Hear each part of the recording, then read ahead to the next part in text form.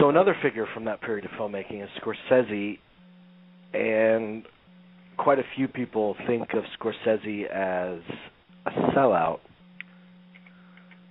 How so? Well, that he's gone big studio, he's gone Hollywood, he's softened. I feel that way. I don't feel that way at all. I think I think if that is selling out, then count me in. I'll sell out too. Well, I mean, if I could make a film like Gangs of New York, if making a film like Gangs of New York or The Departed, or if that's selling out, count me in. Scorsese's interesting because with his narrative movies, I feel that he's gone too much for the $100 million budgets and so forth and so on, and I think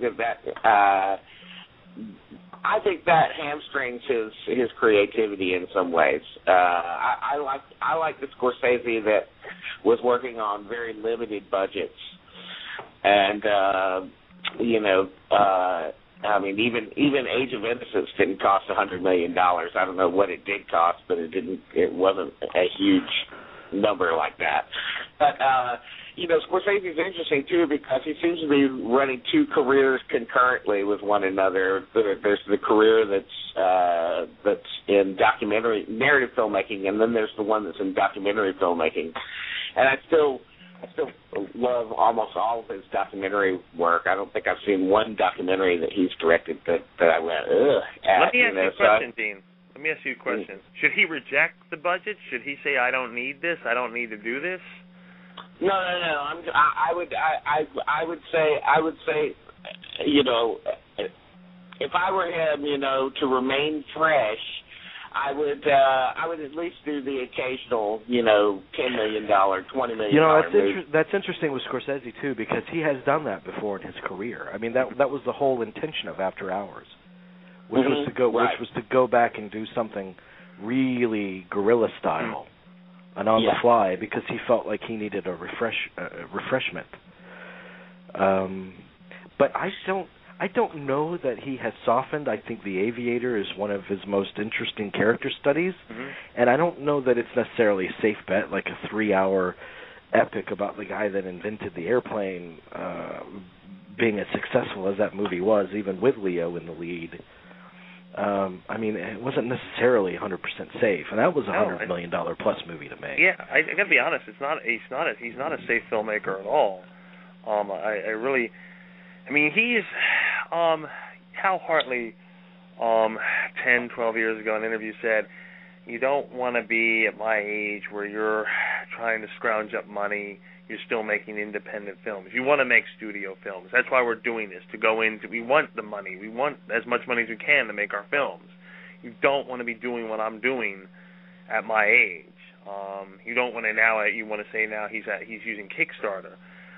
That's all fine and dandy when you're first starting out, but you don't want to do that. I applaud Scorsese for, I don't think maybe The Departed, but Gangs of New York is not a safe film, it's not a mellow film by any stretch of the imagination. It is not a commercial film either. It's also not a very good movie. No, I think it's actually a magnificent. I think it's his tribute to Sergio Leone. I think it's a great movie. I think it's an operatic. It's just beautiful. I'd be interested in knowing if he feels that movie's compromised at all, though.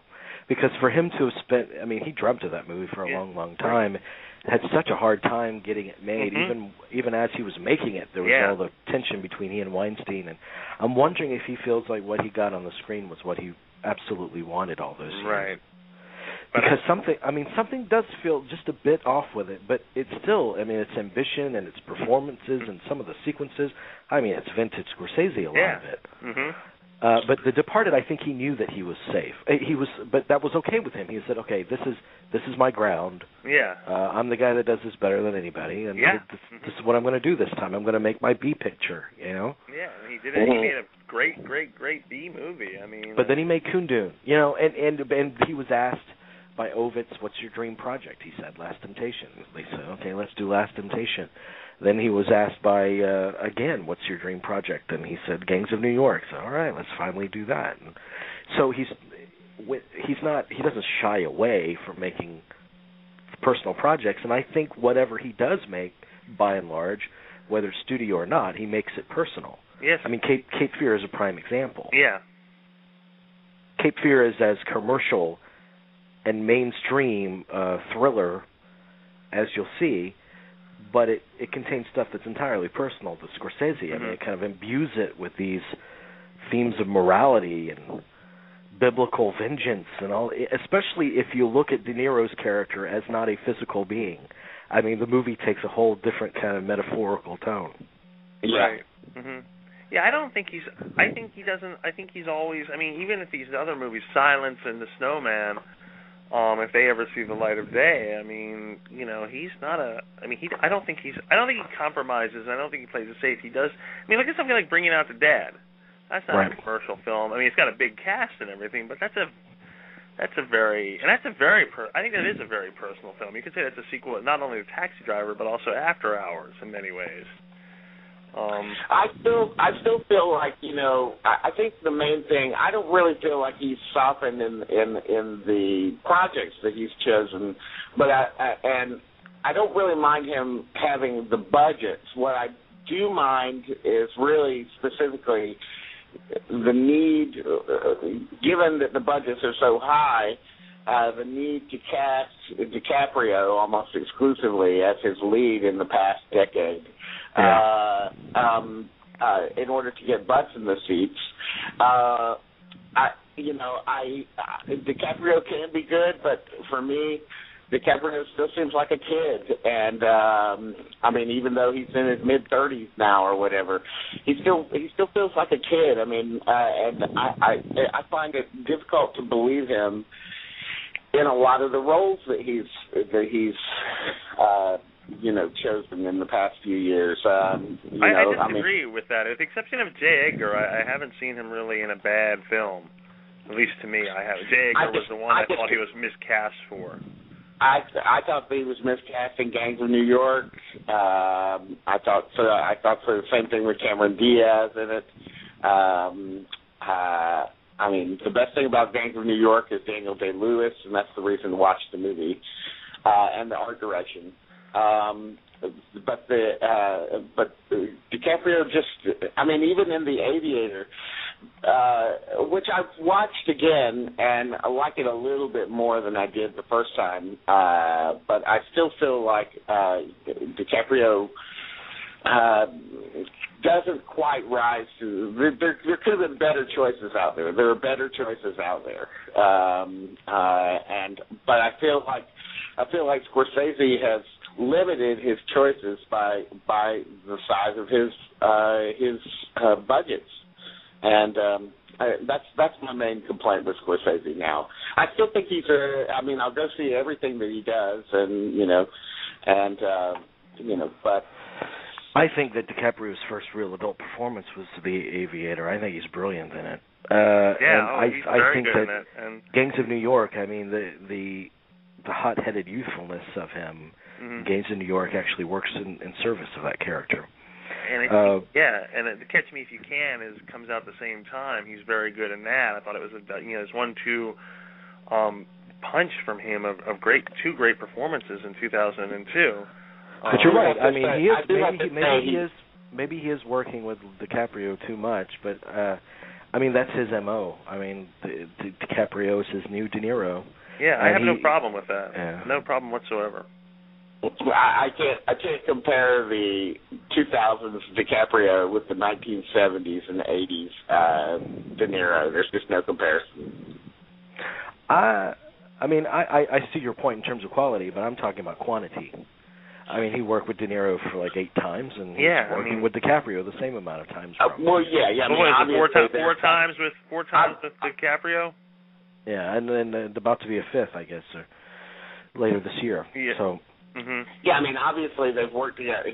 Obviously that's that connection. But comparing the collaborations between Scorsese and De Niro and the collaborations between Scorsese and DiCaprio, it's an unfair comparison because first of all, we have to see how, these films are at best a decade old.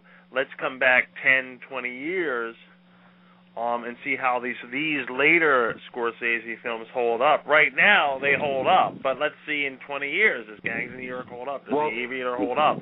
I mean, like Goodfellas and Taxi Driver and Mean Streets hold up very well. I mean, there's no denying nobody I know is saying that Gangs of New York and The Aviator are even in the same league as Taxi Driver and Raging Bull. I don't know what? They are. Yeah, Raging Bull. Yeah, I mean, they're all great films. It's not. I mean, in 1980, nobody said that about Heaven's Gate in relation to Deer Hunter.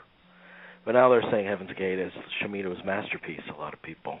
Yeah, I mean, it will depend. I mean, I wouldn't put them in that category, those films yet in those category, but I do think they're good films. Now, do I think they're in the same league as Goodfellas or even a Casino for that matter? No, but let me come back when I'm still alive in 20 years, and I'll tell you. God, I love Casino. But there's also this about Scorsese has always played with form. Mm-hmm. He's always played with, and a lot of times, popular Hollywood movie form. Mm-hmm. And so you see that in Hugo. You see that in, all of his stuff. Yeah. Or so much of his stuff. So he'll take, like, a popular form and he'll give his own twist on it, kind of like what Tarantino does. Yeah. Now, but it's a fascinating. I can't really. I think Scorsese is one of these directors who has, of that generation of filmmakers, who hasn't lost his touch at all. Yeah, he certainly hasn't lost his enthusiasm, and I think enthusiasm is the first thing to go for a lot of people, and you start to see that in their work. Mm-hmm. Well, that is true. Yeah, I still feel a lot of passion in Scorsese's. Oh yeah, without a doubt. I think that's what I require most of all from somebody like Scorsese, even if the subject matter doesn't interest me. And very rarely do the projects Scorsese picks, do they interest me just as a subject. Mm-hmm. But it's kind of the passion and the adrenaline and the excitement of making a movie that I feel come off the screen from a Scorsese film. That's what gets me.